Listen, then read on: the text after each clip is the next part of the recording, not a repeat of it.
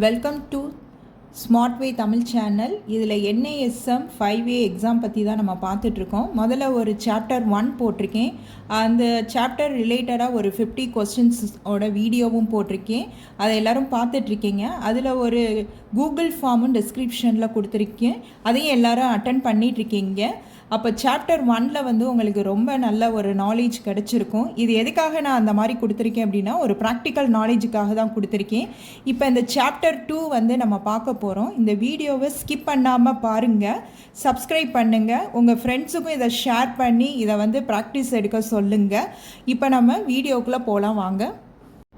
Chapter 2 concept and role of mutual fund. இதில் நம்ம வந்து மியூச்சுவல் ஃபண்டுனா உங்களுக்கு தெரியும். மியூச்சுவல் ஃபண்டுனா என்ன அப்படின்னா, நிறைய இன்வெஸ்டர்ஸ் இருந்து பணத்தை வந்து நம்ம ஒன்றா வாங்கி ஷேர் மார்க்கெட் இல்லாட்டினா பாண்ட், ஈக்விட்டி அண்டு டெப்ட் இதில் எல்லாம் நம்ம என்ன பண்ணுவோம் அப்படின்னா ஒரு இன்வெஸ்ட்மெண்ட் பண்ணுவோம். இதை தான் வந்து நம்ம மியூச்சுவல் ஃபண்ட் அப்படின்னு சொல்கிறோம். இப்போ நம்ம பார்க்குறது எல்லாம் மார்ச் 2026ஓட அப்டேஷன்ஸ் தான் நம்ம பார்த்துட்ருக்கோம். இப்போ வந்து இந்த வீடியோஸில் வந்து நான் நிறையா வந்து உங்களுக்கு ரெட் கலரில் ஒரு மார்க் பண்ணியிருக்கேன். அந்த ரெட் கலர் பாயிண்ட்ஸ் எல்லாம் very important to the exam point. அதனால் அதை கண்டிப்பாக நீங்கள் பாருங்கள், அதை வந்து ரெஃபர் பண்ணிக்கங்க. த மியூச்சுவல் ஃபண்ட் அப்படின்னு சொன்னால் இட் இஸ் அ வெஹிக்கிள்.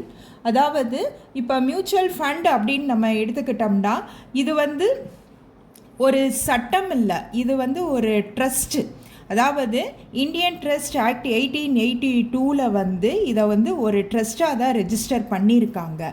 இதோட கோல் அப்படின்னு பார்த்தோம்னா ஃபர்ஸ்ட் ஒன் என்னன்னா, through investments in the mutual fund and investor can get access to equities, bonds, money market instruments and other securities with professional fund management services. அதாவது இதில் வந்து fund manager இருப்பாங்க. அவங்க என்ன பண்ணுவாங்க அப்படின்னா, ஒவ்வொரு இடத்துல இருக்கிற இன்வெஸ்டர்ஸோட பணத்தை வந்து கரெக்டான ஒரு இதில் பாண்ட், ஈக்விட்டி அந்த மாதிரி இன்வெஸ்ட் பண்ணும்போது அதில் வந்து ரிட்டர்ன்ஸ் வர்றது தான் இதோட ரோலாக சொல்கிறாங்க.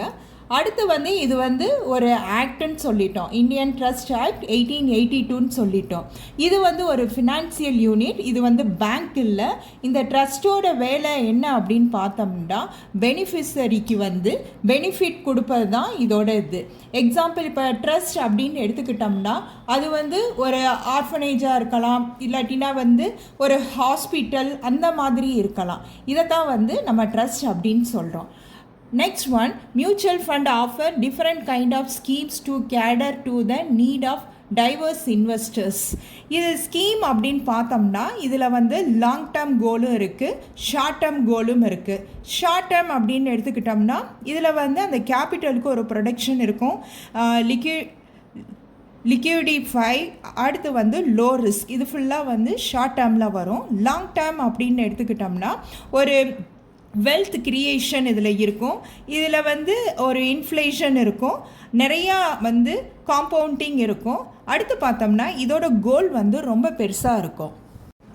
இந்த ஸ்லைடில் அந்த மியூச்சுவல் ஃபண்ட் அந்த டயக்ராம் பாருங்கள். இன்வெஸ்டர்ஸ் வந்து நிறையா பேர் இருப்பாங்க. அவங்க மணியெல்லாம் ஃபண்ட் மேனேஜர் என்ன பண்ணுவார் அப்படின்னா, ஒரு செக்யூரிட்டியான ஒரு இன்வெஸ்ட்மெண்ட்டில் வந்து இன்வெஸ்ட் பண்ணுவார். அந்த அமௌண்ட் வந்து என்ன ஆகும் அப்படின்னு பார்த்தோம்னா ஜெனரேட் ஆகும், நம்மளுக்கு கிடைக்கிற ரிட்டர்ன்ஸ் வந்து அதிகமாக கிடைக்கும். இதுதான் வந்து மியூச்சுவல் ஃபண்டுன்னு சொல்கிறது. நெக்ஸ்ட் பார்க்க போகிறது அடுத்த ஸ்லைடு வந்து investment objectives of mutual fund. இதில் பார்த்தோம்னா ஒரு 4 கேட்டகரி இருக்குது. அந்த 4 கேட்டகரியுமே ரொம்ப ரொம்ப முக்கியமானது. ஆல்ரெடி நீங்கள் அதை படிச்சிருப்பீங்க, இருந்தாலும் இதை வந்து ஒரு தடவை நான் சொல்கிறேன், அதை பார்த்துக்கங்க. Liquid fund.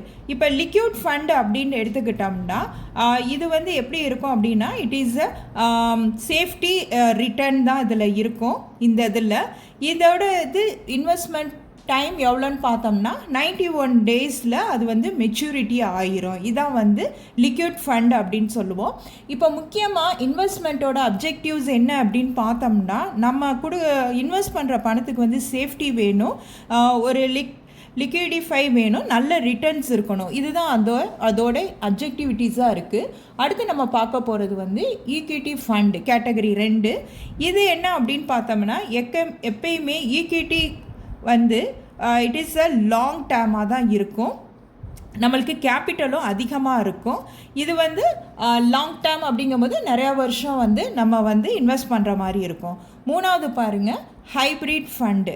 ஹைப்ரிட் ஃபண்டு அப்படின்ட்டு இதோட அப்ஜெக்டிவ் என்னன்னு பார்த்தோம்னா க்ரோத்தும் இருக்கணும், ஸ்டெபிலிட்டியும் இருக்கணும். இதுதான் வந்து ஹைப்ரிட் ஃபண்டு. எதில் இன்வெஸ்ட் பண்ணலான்னு பார்த்தோம்னா ஷேர்ஸ், டெப்ட்டு, இந்த மாதிரி இதில் வந்து இன்வெஸ்ட் பண்ணலாம். நாலாவது பாருங்கள், லைஃப் சைக்கிள் ஃபண்டு. இந்த லைஃப் சைக்கிள் ஃபண்ட் அப்படின்னு எடுத்துக்கிட்டோம்னா இதில் முக்கியமாக வந்து இன்வெஸ்டர்ஸோட ஏஜும் அவங்களோட கோல் அண்டு வந்து லோ ரிஸ்க், இதுதான் வந்து இந்த லைஃப் சைக்கிள் ஃபண்ட் அப்படின்னு சொல்கிறோம். இப்போ வந்து இதை நல்லா ஞாபகம் வச்சுக்கிறணும் அப்படின்னா லிக்விட் ஃபண்டுன்னா சேஃப்டி ப்ளஸ் த உடனே படம் கிடைக்கிறது தான் லிக்விட் ஃபண்ட். ஈக்விட்டின்னா க்ரோத் அதிகமாக இருக்கிறது. ஹைப்ரிட்னா க்ரோத்தும் இருக்கணும், செக்யூரிட்டியும் இருக்கணும். லைஃப் சைக்கிள் ஃபண்டுன்னா ஏஜுக்கு ஏற்ப அது ஒரு ஆட்டோமேட்டிக்காக அந்த இன்வெஸ்ட்மெண்ட் வந்து மாறிக்கிட்டே இருக்கும். அடுத்த topic investment policy and important concepts of mutual fund. இதில் வந்து முக்கியமாக அந்த ரெட்டில் இருக்கிறது ஃபுல்லாக வெரி வெரி இம்பார்ட்டன்ட். எக்ஸாம் ரிலேட்டடாக தான் இந்த பாயிண்ட்ஸ் எல்லாம் உங்களுக்கு எடுத்து வச்சுருக்கேன். இந்த இதில் வந்து அதிகமாக கான்சென்ட்ரேஷன் பண்ணி இந்த பாயிண்ட்ஸ் எல்லாம் ப்ரிப்பேர் பண்ணுங்கள். யூனிட்ஸ். இப்போ யூனிட்ஸ் அப்படின்னு எடுத்துக்கிட்டோம்னா மியூச்சுவல் ஃபண்டில் நம்ம இன்வெஸ்ட் செய்கிற பணம் வந்து எப்பயுமே யூனிட்டாக தான் நம்மளுக்கு கொடுப்பாங்க. அதில் வந்து பணம் வராது, யூனிட்டாக தான் நம்மளுக்கு இருக்கும். இப்போ எக்ஸாம்பிள் எடுத்தோம்னா நீங்கள் ஒரு 5,000 வந்து இன்வெஸ்ட் செய்கிறீங்க அப்படின்னா அந்த யூனிட்டில் என்ஏவி நெட் அசெட் வேல்யூ எவ்வளோன்னா 50 ருபீஸ். அப்போ உங்களோட யூனிட் என்னன்னு பார்த்தோம்னா 5,000 இன்வெஸ்ட் பண்ணியிருக்கீங்கள, அந்த 5,000 ரூபாயை இந்த என்ஏவி 50ஆல் நம்ம மல்டிபிள் இல்லை division 5,000 divided by 50 equal to நம்மளுக்கு 100 யூனிட்ஸ் கிடைக்கும். இந்த யூனிட்ஸ் தான் மியூச்சுவல் ஃபண்டில் நம்மளுக்கு அந்த பணத்துக்கு பதிலாக யூனிட்ஸாக கொடுப்பாங்க. ஸோ யூனிட் அப்படிங்கும்போது மியூச்சுவல் ஃபண்டில் நம்மளுக்கு யூனிட்டு தான் இருக்கும் அப்படிங்கிறத ஞாபகம் வச்சுக்கோங்க. Second one, face value.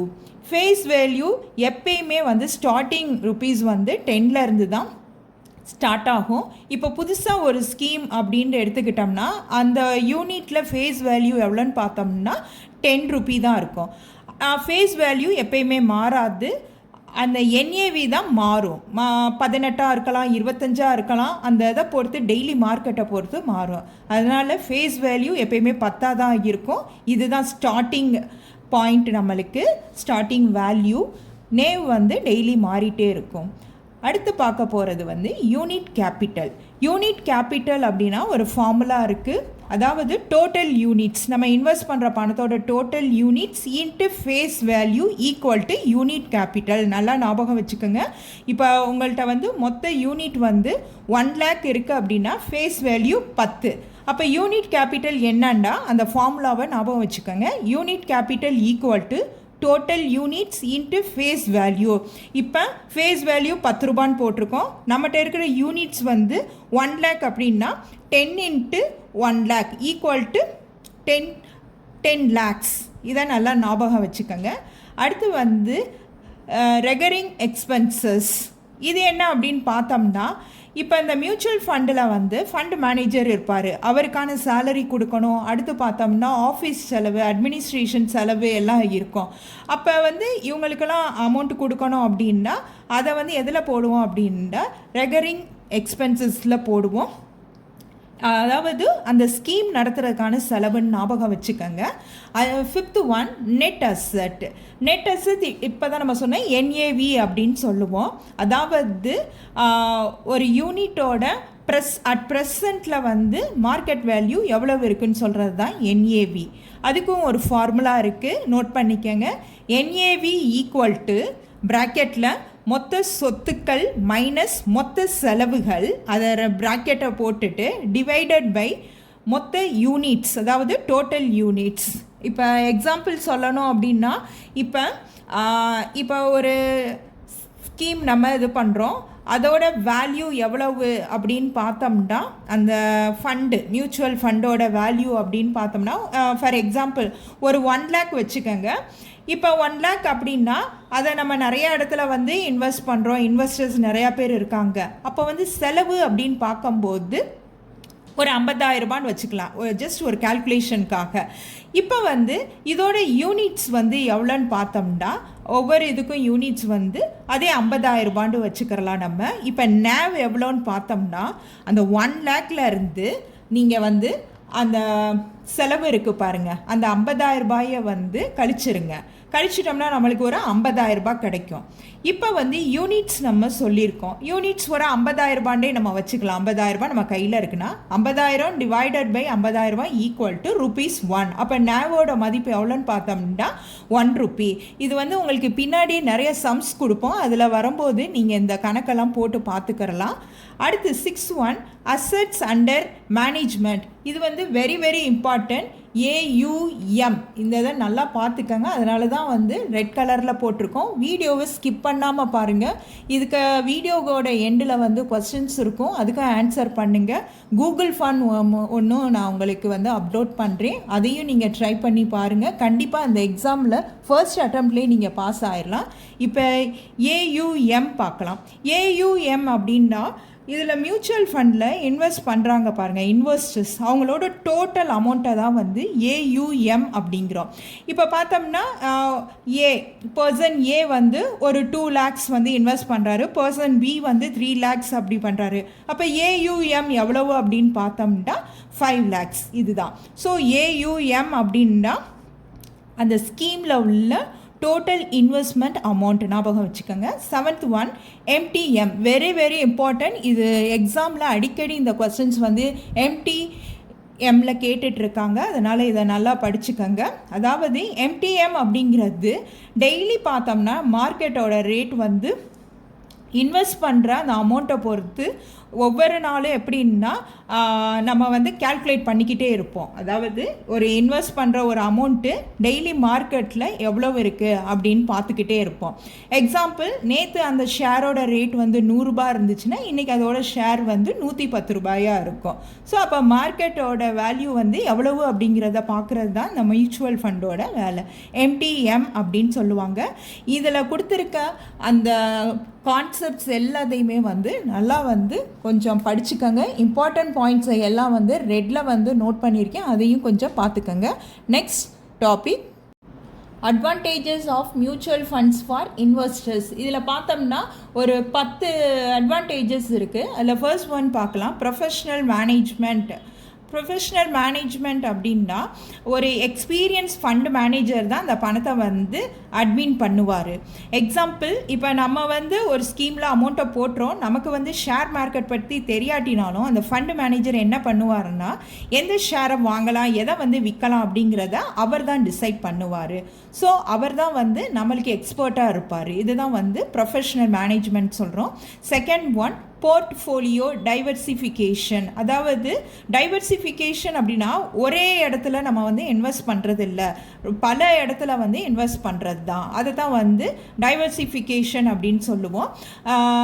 இதுலேயும் இன்வெஸ்ட்மெண்ட் வந்து ஒரே இடத்துல பண்ணாமல் பல கம்பெனிஸில் பண்ணுறதை தான் போர்ட்ஃபோலியோ டைவர்சிஃபிகேஷன் அப்படின்னு சொல்கிறோம். எக்ஸாம்பிள் எடுத்துக்கிட்டோம்னா ஒரு 5,000 வந்து நம்ம இன்வெஸ்ட் பண்ணுறோம் அப்படின்னா ஒரே இதில் போடாமல் இப்போ நிறைய கம்பெனிஸ் இருக்குது. Example Reliance, TCS, Infosys, HDFC அப்படிங்கிற கம்பெனிஸ்லாம் இருக்குது. அதில் வந்து ஷேர் பண்ணி அந்த 5,000 ரூபாயை வந்து நம்ம வந்து இன்வெஸ்ட் பண்ணுறது.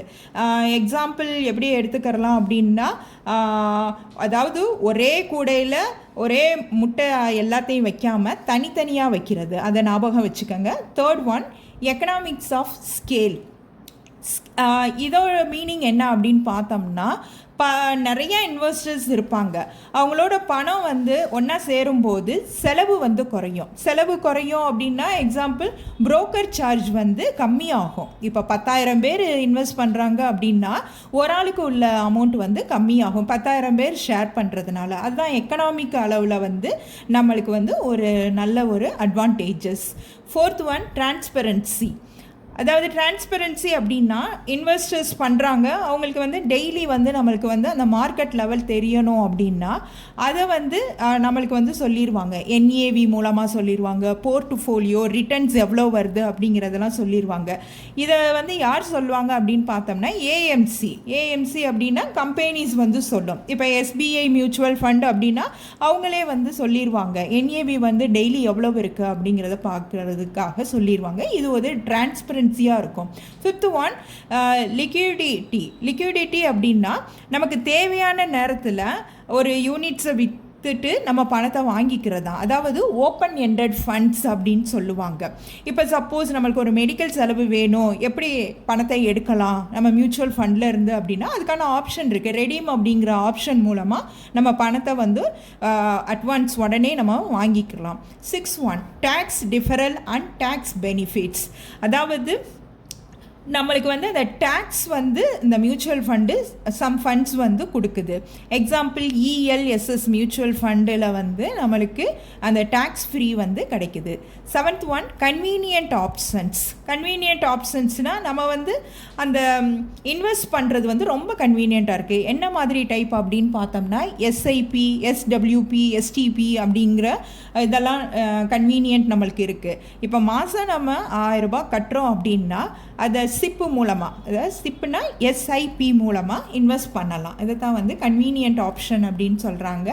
அடுத்தது வந்து 8th இன்வெஸ்ட்மெண்ட் கண்ட்ரோல்னால் அதாவது ஒரு இன்வெஸ்ட்மெண்ட்டை எப்போ செய்யணும், அதோட பணத்தை எப்போ எடுக்கணும் அப்படிங்கிறத வந்து முடிவு பண்ணுறது தான்.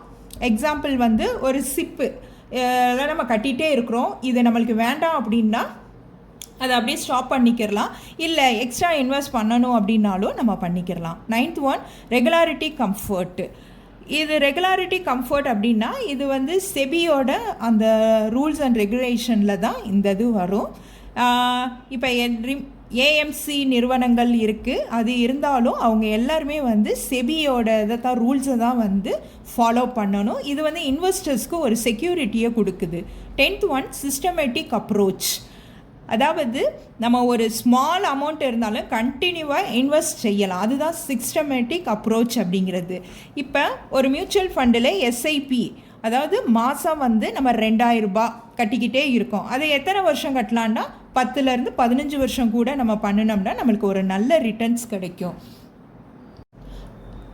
Limitations of mutual fund. இதில் ஃபர்ஸ்ட் ஒன் வந்து லேக் ஆஃப் போர்ட்ஃபோலியோ கஸ்டமைசேஷன். இது என்ன அப்படின்னா இந்த மியூச்சுவல் ஃபண்டில் வந்து இன்வெஸ்ட் பண்ணுறோம், எந்த ஷேரை எப்படி வாங்கணும் விற்கணும் அப்படிங்கிறத முடிவு பண்ணுறது வந்து ஃபண்டு மேனேஜர் தான். இன்வெஸ்டர்ஸ் வந்து அது பண்ண முடியாது. இப்போ எக்ஸாம்பிள் நம்ம வந்து எஸ்பிஐ மியூச்சுவல் ஃபண்டில் போடுறோம், இன்வெஸ்ட் பண்ணுறோம், அதில் டிசிஎஸ் கம்பெனி மட்டும் வாங்குங்க அப்படின்லாம் நம்ம சொல்ல முடியாது. இதுதான் ஃபர்ஸ்ட் ஒனுக்கு அர்த்தம். Second one choice overload. இப்போ சாய்ஸ் ஓவர்லோடு அப்படின்னா நிறைய ஏஎம்சி இருக்கும், அதில் நிறைய ஃபண்டுகள் அவங்க வந்து வச்சுருப்பாங்க. இதில் வந்து சரியாக எந்த ஃபண்டை வந்து நம்ம செலக்ட் பண்ணுறதுங்கிறது சிரமமாக இருக்கும். அதை வந்து சொல்கிறது தான் choice overload. Example large cap, mid cap, small cap, இதெல்லாம் வந்து இப்போ எஸ்பிஐ மியூச்சுவல் ஃபண்டில் இருக்கும், இந்த மாதிரி நிறையா இருக்கும். அப்போ வந்து புதுசாக இன்வெஸ்ட் பண்ணுறவங்களுக்கு ஒரு கன்ஃபியூஷன் வரும். அதனால் வந்து இந்த சாய்ஸ் ஓவர்லோட் அப்படிங்கிறது இதை பற்றின ஒரு இது தான். Third one no control over cost. இதில் வந்து அந்த முக்கியமாக ரெட் கலரில் இருக்கிற அந்த பாயிண்ட்ஸை கொஞ்சம் நல்லா படிச்சுக்கோங்க. இந்த இது என்ன சொல்லுது அப்படின்னு பார்த்தோம்னா இந்த ஃபண்டை வந்து மேனேஜ்மெண்ட் பண்ணுற செலவுகள்லாம் வந்து யார் வந்து நிர்ணயிப்பாங்க அப்படின்னு பார்த்தோம்னா ஏஎம்சி தான் வந்து அது பண்ணோம். அதை வந்து நம்ம இன்வெஸ்டர்ஸ் வந்து மாற்ற முடியாது. அதாவது ஒரு ஃபண்டோட எக்ஸ்பென்ஸ் வந்து ஒரு 1% இருக்குது அப்படின்னா அதை 0.5 குறைங்க அப்படின்ட்டு ஒரு இன்வெஸ்டர்ஸ் வந்து சொல்ல முடியாது. அதான் no control over cost. Fourth one no guaranteed returns. இது என்ன அப்படின்னா இப்போ மியூச்சுவல் ஃபண்டில் வந்து இன்வெஸ்ட் செய்கிறோம், இப்போ லாபம் வந்து உறுதியாக இருக்குன்னு நம்ம சொல்ல முடியாது. அதே மாதிரி அந்த மார்க்கெட் வேல்யூவை பொறுத்து தான் அந்த ரிட்டர்ன்ஸும் இருக்கும். எக்ஸாம்பிள் இப்போ எடுத்துக்கிட்டோம்னா இப்போ புல் மார்க்கெட் அப்படின்னு சொல்கிறாங்க, அது வந்து 1 லேக்லேருந்து 120 வரைக்கும் ஆகலாம். இதே இது பியர் மார்க்கெட் அப்படின்னு எடுத்தோம்னா 1 லேக்கில் இருக்கிறது வந்து 90,000 கூட குறையலாம். இதுதான் வந்து நோ கேரண்டி ரிட்டர்ன்ஸ் அப்படின்னு நம்ம சொல்கிறோம். Next topic classification of mutual fund. இதில் வந்து நாலாக வந்து கிளாஸிஃபை பண்ணியிருக்காங்க. ஃபர்ஸ்ட் கிளாசிஃபிகேஷன் பார்த்தோம்னா மேனேஜ்மெண்ட் ஸ்டைல். அதில் வந்து ஆக்டிவ் ஃபண்டு. அந்த ஆக்டிவ் ஃபண்டுனா என்ன அப்படின்னு பார்த்தோம்னா இதில் வந்து ஃபண்டு மேனேஜர் தான் இப்போ ஒரு மார்க்கெட்டில் வந்து எந்த ஷேரை வாங்கலாம் விற்கலாம் அப்படிங்கிறத வந்து டிசைட் பண்ணுவார். அதாவது இப்போ HDFC flexi cap fund, SBI blue chip fund அப்படிங்கிறதெல்லாம் அவர் வாங்கணும் அப்படிங்கிறத ஃபண்டு மேனேஜர் தான் டிசைட் பண்ணுவார். இன்னும் சொல்ல போனோம்னா இப்போ ஒரு கிரிக்கெட் டீமில் வந்து பேட்டிங்காக ஃபீல்டிங்காக அப்படிங்கிறத யார் டிசைட் பண்ணுவாங்கன்னா கேப்டன் டிசைட் பண்ணுவாங்க. அதே மாதிரி தான் இதுலேயும் ஆக்டிவ் ஃபண்ட்லேயும் ஃபண்டு மேனேஜர் தான் வந்து டிசைட் பண்ணுவார். அடுத்தது வந்து பேசிவ் ஃபண்டு. பேசிவ் ஃபண்டு அப்படின்னா இதில் ஃபண்டு மேனேஜர் வந்து அவராக வந்து இது டிசைட் பண்ண மாட்டார். எதை வந்து பேசிவில் அவர் வந்து ஃபாலோ பண்ணுவார்னு பார்த்தோம்னா இண்டெக்ஸை, அதாவது நிஃப்டி 50 சென்சஸ் இதை பேசிக்காக வச்சு தான் அவர் வந்து ஃபாலோ பண்ணுவார். எக்ஸாம்பிள் வந்து என்ன அப்படின்னா இப்போ ஒரு டீச்சர் சொல்கிறத அப்படியே ஸ்டூடெண்ட்ஸ் எப்படி எழுதுகிறாங்க அது மாதிரி தான். ஸோ இந்த பாசிவில் வந்து நிஃப்டி சென்சஸ் இதை தான் அவர் வந்து ஃபாலோ பண்ணுவார். அடுத்த கிளாசிஃபிகேஷன் பார்த்தோம்னா structure of fund. Structure of ஃபண்டில் ஃபர்ஸ்ட் ஒன் வந்து open ended. Open ended fund அப்படின்னா எப்போனாலும் வாங்கலாம் விற்கலாம், அதுதான். எக்ஸாம்பிள் வந்து எஸ்பிஐ ஸ்மால் கேப் ஃபண்டு, இதை வந்து எப்போனாலும் நம்ம வாங்கி விற்கலாம். அடுத்து உள்ளது வந்து க்ளோஸ் எண்டட்.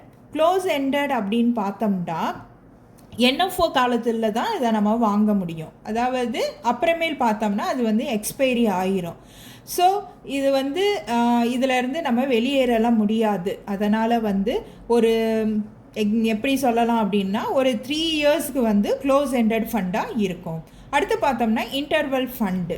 இன்டர்வல் ஃபண்டு அப்படின்னா ஒரு இன்டர்வல், அதாவது ஒரு பர்டிகுலராக ஒரு டைமில் இந்த ஃபண்டை வாங்கலாம் விற்கலாம்.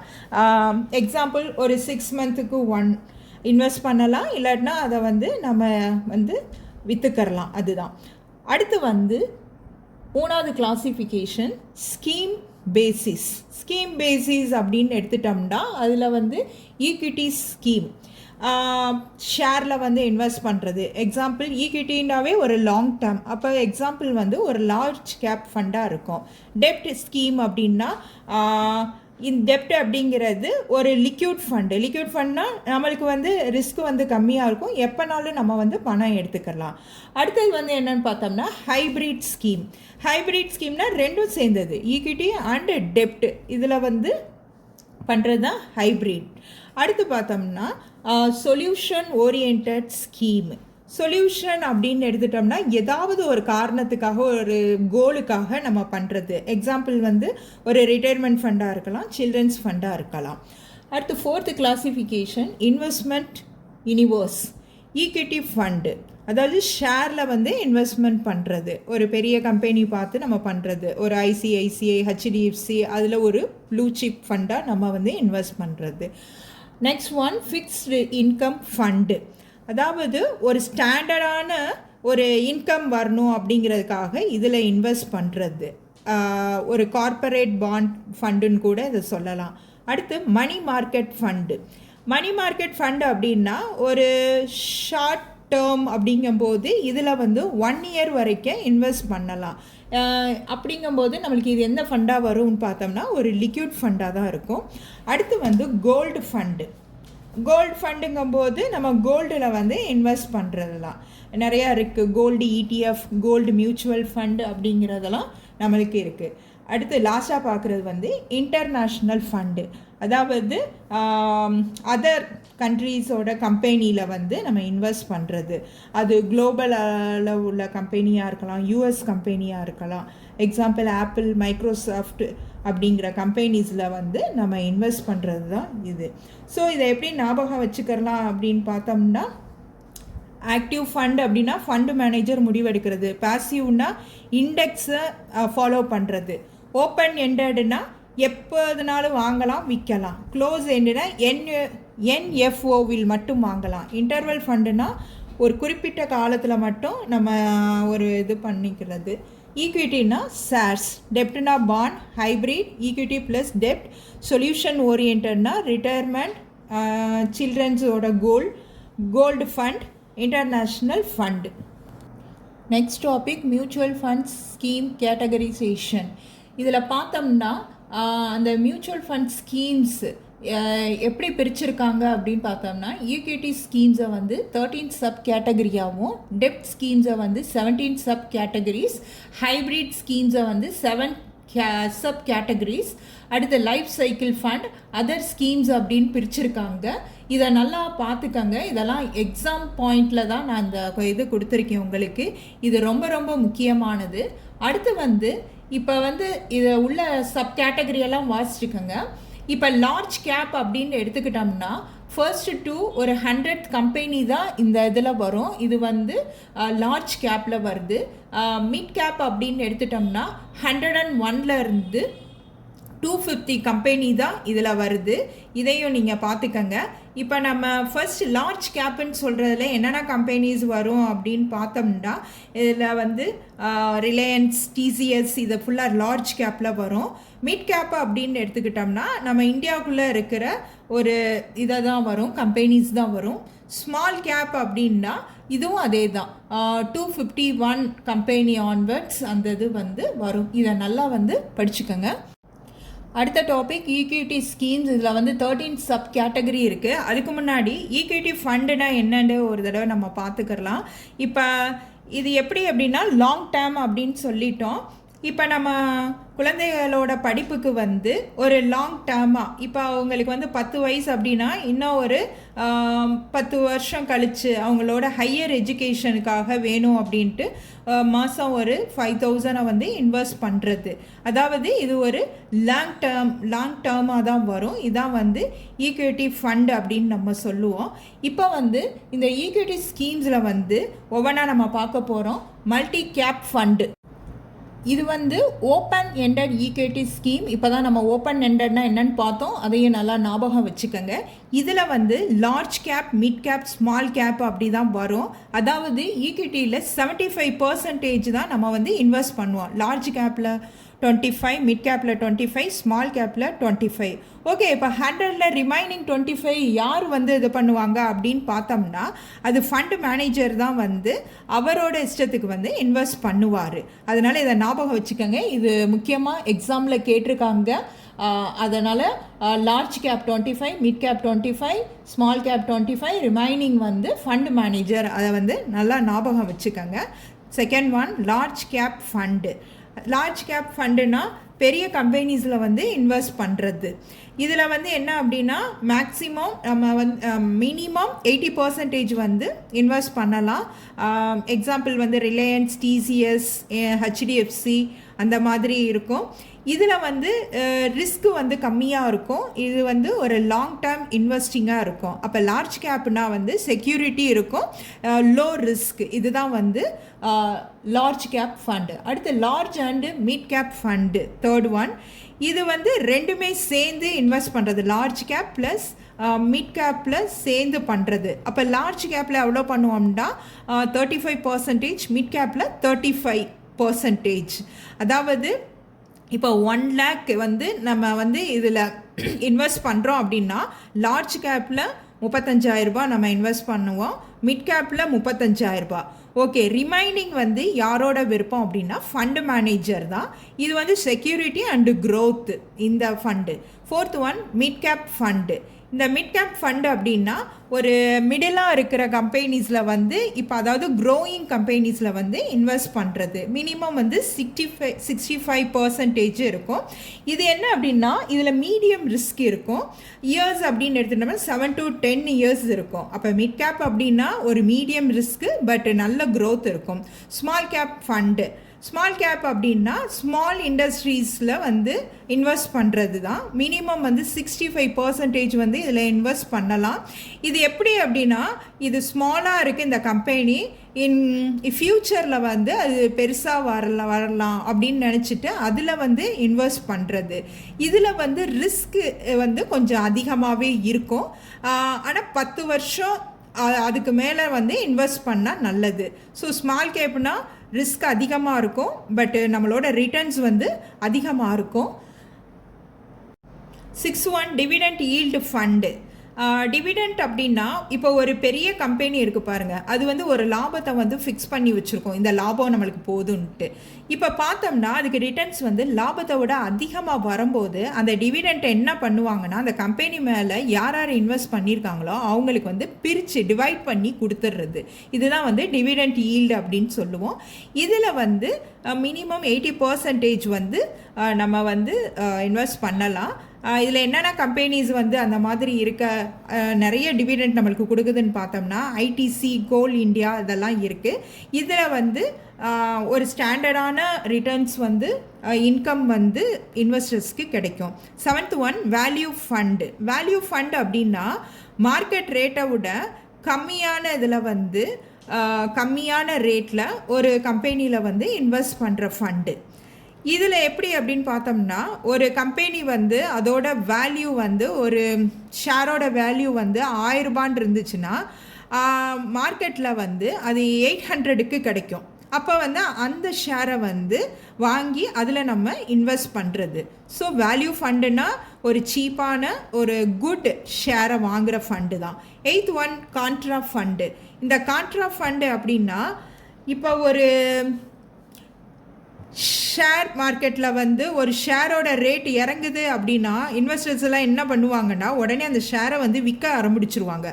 அப்படி விற்கும்போது அந்த விற்கிற ஷேரை வந்து வாங்குகிற முறையை பின்பற்றுறது தான் இந்த ஃபண்டோட வேல்யூ. அதாவது கான்ட்ரேரியன் அப்படின்னு சொல்லுவாங்க. அதாவது ஒருத்தவங்க வந்து விற்கிறாங்கன்னா அதை வாங்குறது, ஒருத்தவங்க வாங்குறாங்கன்னா அது விற்கிறது. அதுதான் வந்து கான்ட்ரா ஃபண்டு. அதாவது ஒரு கம்பெனியோட ஷேர் வந்து டக்குன்னு ஒரு டெம்பரவரியாக அப்படியே கீழே இறங்குது அப்படின்னா அவங்க என்ன பண்ணுவாங்க அப்படின்னா, அதில் இன்வெஸ்ட் பண்ணவங்க எல்லாம் பயந்துட்டு விற்க ஆரம்பிச்சிருவாங்க. அப்போ கான்ட்ரா ஃபண்டில் வந்து என்ன பண்ணுவாங்க அப்படின்னா, அது கம்மிங் இன் ஃப்யூச்சரில் வந்து அது வந்து க்ரோத் ஆகும்னு நினச்சி அதை வாங்குறது. ஸோ இதை வந்து நீங்கள் நல்லா ஞாபகம் வச்சுக்கோங்க. அடுத்து 9th ஃபோக்கஸ்டு ஃபண்டு. ஃபோக்கஸ்டு ஃபண்டுனா முக்கியமாக 30 கம்பெனிங்கிறத ஞாபகம் வச்சுக்கோங்க. அதாவது மேக்ஸிமம் 30 கம்பெனிஸில் மட்டும் வந்து இன்வெஸ்ட் பண்ணுறது தான் ஃபோக்கஸ்டு ஃபண்டு. இதில் வந்து முக்கியமாக ஃபண்டு மேனேஜர் எந்த இதில் பண்ணுவார்னா, டிசிஎஸ், ரிலையன்ஸ் இந்த மாதிரி ஒரு செலக்டட் கம்பெனிஸில் மட்டும்தான் வந்து இது பண்ணுவார். அப்போ ஃபோக்கஸ்டு அப்படின்னா 30 ஷேர்ஸ் அப்படிங்கிறத நல்லா ஞாபகம் வச்சுக்கோங்க. நெக்ஸ்ட் வந்து 10th செக்ட்ரல் ஃபண்டு. அதாவது ஒரே ஒரு செக்டரில் மட்டும் இன்வெஸ்ட் பண்ணுறது. அதாவது நிறையா இருக்கும், பேங்க்கு, அப்புறமேல ஐடி கம்பெனி, ஃபார்மா, அந்த மாதிரி நிறையா இருக்கும். இந்த இதில் என்ன பண்ணுவோன்னா, மினிமம் ஒரு 80% ஒரே ஒரு செக்டர். பேங்கிங்னா பேங்கிங் செக்டரில் மட்டும் இது பண்ணுறது, ஐடினா ஐடி, ஃபார்மா செக்டர் அப்படின்னா ஃபார்மாவில் மட்டும் பண்ணுறது தான். 11th தீமெட்டிக் fund. அதாவது ஒரு தீமோட பேசிக் வச்சு அதாவது நிறையா கம்பெனிஸில் வந்து நம்ம இன்வெஸ்ட் பண்ணுறது தான் ஒரு தீம்.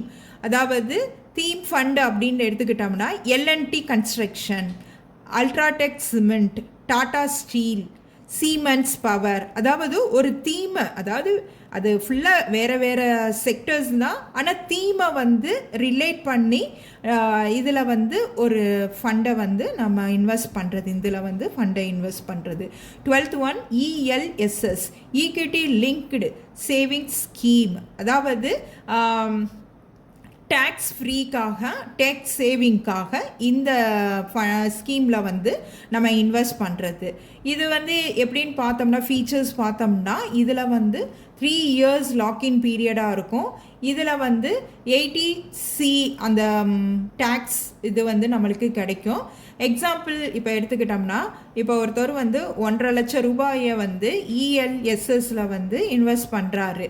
அவர் வந்து 3 இயர்ஸ் வரைக்கும் அந்த பணத்தை வந்து எடுக்க முடியாது. ஆனால் அவருக்கு வந்து அந்த டேக்ஸ் கன்செஷன் வந்து இருக்குது. அப்போ ELSS அப்படின்னா tax saving plus 3 years lock in அப்படிங்கிறத ஞாபகம் வச்சுக்கோங்க. 13 வந்து flexi cap fund. Flexi cap அப்படின்னு எடுத்துக்கிட்டோம்னா இதில் தான் large cap, mid cap, small cap இதெல்லாம் வரும். இதில் வந்து ஃபண்டு மேனேஜர் என்ன பண்ணுவார் அப்படின்னா அவரோட தேவைக்கு ஏற்ப இன்வெஸ்ட் பண்ணுவார். அதாவது இதில் வந்து குறைஞ்சது வந்து 65% இருக்கும். அதாவது ஃபண்டு மேனேஜர் என்ன பண்ணுவார் அப்படின்னா ஒரு 1 lakh இருக்குது அப்படின்னா 40 வந்து லார்ஜ் கேப்பில் பண்ணுவார், ஒரு 35 வந்து மிட் கேப்பில் பண்ணுவார், மீதம் இருக்கிற 25 வந்து ஸ்மால் கேப்பில் பண்ணுவார். இது எப்படி அவர் பண்ணுவார், இன்வெஸ்ட் பண்ணுவார் அப்படின்னு பார்த்தோம்னா அந்த மார்க்கெட் ரேட்டை பார்த்து அதுக்கு ஏற்ப வந்து அவர் மாற்றி அதில் வந்து இன்வெஸ்ட் பண்ணுவார். அப்போ ஃப்ளெக்ஸி கேப் அப்படிங்கிறது எந்த கேப்லனாலும் நம்ம இன்வெஸ்ட் பண்ணலாம். ஆனால் ஃப்ளெக்சிபிளாக எது நல்லா இருக்குங்கிறத பார்த்து முடிவு பண்ணுறது ஃபண்ட் மேனேஜரோட வேலை. வியூவர்ஸ், இந்த வீடியோவோட செகண்ட் பார்ட் வந்து அடுத்த வீடியோவாக நான் உங்களுக்கு வந்து அடுத்த நாளே நான் உங்களுக்கு வந்து அப்லோட் பண்ணுறேன். இந்த வீடியோவை மறக்காமல் பாருங்கள், ஸ்கிப் பண்ணாதீங்க, சப்ஸ்கிரைப் பண்ணுங்கள், கமெண்ட் கொடுங்க, உங்கள் ஃப்ரெண்ட்ஸுக்கும் ஷேர் பண்ணுங்கள். தேங்க்யூ.